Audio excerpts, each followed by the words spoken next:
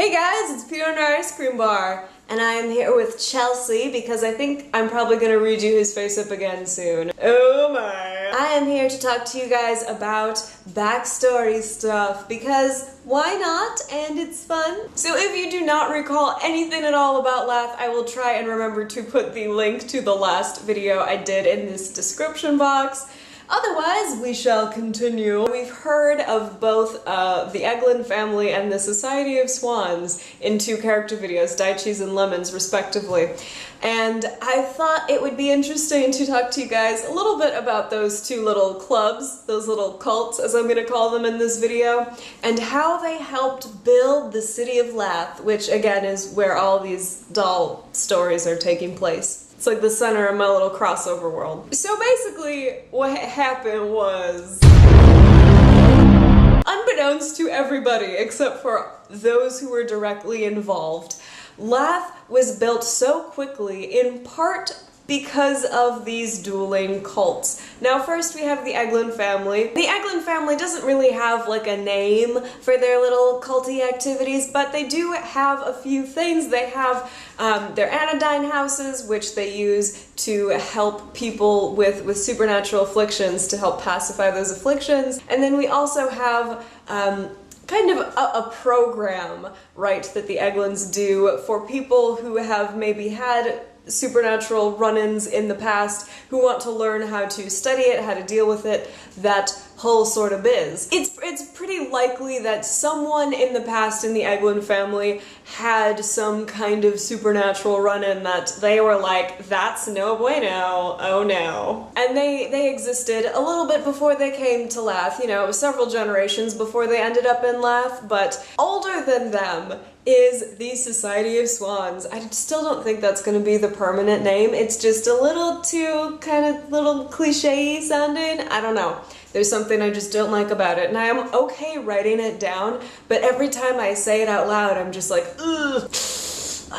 Anyway, Swans has been around for a very long time. In fact, it's actually a couple different cults that they've run into and kind of like swallowed. But the main goal of this club is kind of like the main thing is the age-old question. How does one commit the perfect murder? And many theories have been tried and tested, and there's kind of different schools of thought within the club, but basically what happens is you have your members at different levels. They even have their own little cute kind of like police force because there are a lot of rules. And at the top of each like area that Swans is in, you have the alpha.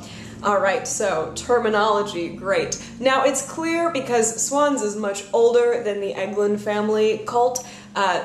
It's clear that they have had run-ins in the past because the Eglins have definitely borrowed ideas from Swans, even though they often are putting themselves in direct opposition to them. But they definitely borrowed the idea of the anodyne house from Swans. They don't really have like a specific name for these buildings, but they do call the people who run them hosts. And the hosts are people who open their homes, open, you know, buildings that they own to members of the club who are kind of in hot water, right? Like, Lemon ended up in Upper LATH in a host's home after that whole trouble with her ex. There's a lot of videos I'm gonna have to reference in the little box below, I feel like.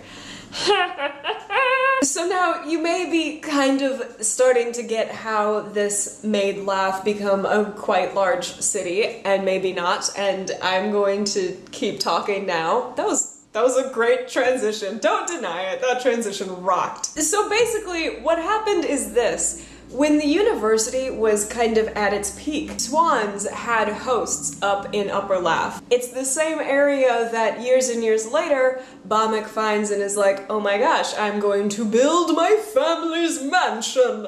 And he does. One of several. Now, over the years, Swans had kind of gone further south. Maybe I'll throw up a map to show you what I'm talking about. Kind of closer to the coast, rather. LATH had been kind of declining, not kind of, it was declining, and Swans were like, we don't want to be up there, so they moved down to a more prosperous area. However, when Bamek Eglin moved his family to LATH, they kind of saw it as a personal insult. Like, he is personally, on purpose, trying to take over our old territory, man. So they kind of get in a fight. And I mean, I say this, and you have to remember that both of these clubs, both of these people, think of themselves as high society people. And these are not the kind of people who are just gonna go like throw down in the street. At least not physically. What happens is they start kind of a building battle between them. The idea behind it is whoever ends up building the most in LATH has the most claim to the city itself. And because these two have always been kind of fighting, and because Swans, the alpha at the time, really did not like Bamek, because Bamek was just like a really strange, not respectful guy. So they do not get along, and he's like, oh my god, we're gonna kick you out of the city. They actually get so lost in this rivalry that they don't realize how large and prosperous they are creating LATH. It kind of turned out as an everybody wins situation, because eventually neither of them have infinite money to just keep throwing at LATH, right? So eventually they're like, okay, I'm about to file for bankruptcy, and you too, and so now we need to be done. Guess it's a tie! Angry smile. Of course, as time goes by, is a great song. Of course, eventually, relations do get a little better between the Eglin family and the Society of Swans, mostly because the current alpha, current as in the era of these dolls stories era, that alpha ends up taking in Lemon, who of course proves to be too much for Swans to handle, and she, you know, being very gracious, admitting a flaw in her plan and her club, decides to flatter the Eglin family by saying, hey, this didn't work out with us, how about we give her to you, and you guys can take better care of this person with all their very special needs. And that action kind of helps repair the relationship between them. Well, not repair, but just kind of like make slightly better, make more tolerable than less tolerable. It's like when you see your ex at the bar and you're like, oh no, not you. Sometimes you just start talking and you're like, where is this thought going? I'm speaking it out loud, so I hope it lands somewhere that makes sense. Anyway, thank you guys for watching.